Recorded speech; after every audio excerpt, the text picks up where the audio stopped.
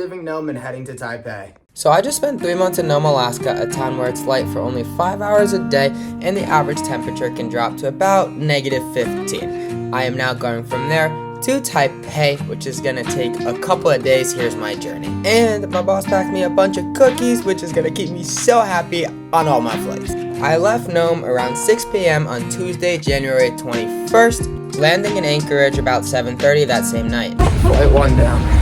I had about 5 hours and 45 minutes between flight 1 and flight 2. Luckily, I got food with some friends in Anchorage and then got back well before my 1 a.m. flight to Seattle. Alright, we checked in flight number 2 going to Seattle.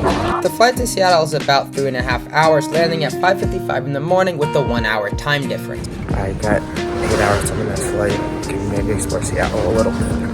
Seattle was a lot colder than I expected, especially at 6 in the morning. Since I wasn't prepared, it felt even colder than Alaska. But with 8 hours, I'm gonna go exploring. Yeah, we going to the back.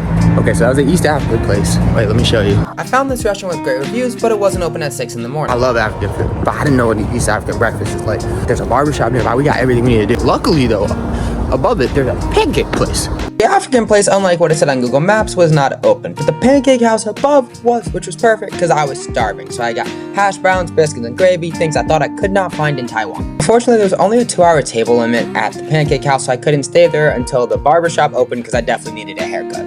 So after killing a bunch of time, I went back to Tukwila, a diverse neighborhood right outside the airport, to go back get my haircut and then get the East African food that I was so excited about. And it turned out to be a Somalian restaurant. It's great because I never had Somalian food in my life. You eat with your hands. It was absolutely delicious. There's a chicken sakar. The guy was so friendly. He's like, I got you. This is what you want. Sorry for the mess, but it was absolutely delicious. And this Tukwila neighborhood in Seattle is fire. And someone's telling me it's one of the most diverse neighborhoods in the country. I mean, it's not going to be as diverse as Queens, but this is gas. Tukwila was really such a blessing. It's only 1 stop away on the Seattle Metro, and it was really easy, and if you have a layover, go there. Back at the airport, I have about an hour and a half until my next flight, so I'm just gonna relax, get ready. Shout out to everybody in Tukwila who straightened me out. My hair looks so much better now, and I'll see you on the next flight. My flight from Seattle to Taipei was direct, leaving at 3:40 p.m. Seattle time on Wednesday the 22nd of January.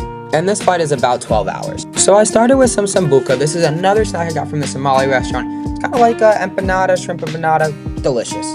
Being an international flight, they also served food, and because it was going to Taiwan, they served pork belly, rice, and eggs, which seemed fire. But then for breakfast, they had this Mediterranean calzone, which I didn't quite understand how it fit into the Taiwanese flight, but it was okay. The flight itself wasn't that interesting, thankfully, and really I just watched a bunch of movies, including The Green Mile, which had me sobbing. I landed in Taipei 9 p.m. on the 23rd of January. And I'm not done yet. I still got to figure out how to get to the Airbnb. So we landed in Taiwan. I'm going to take the train.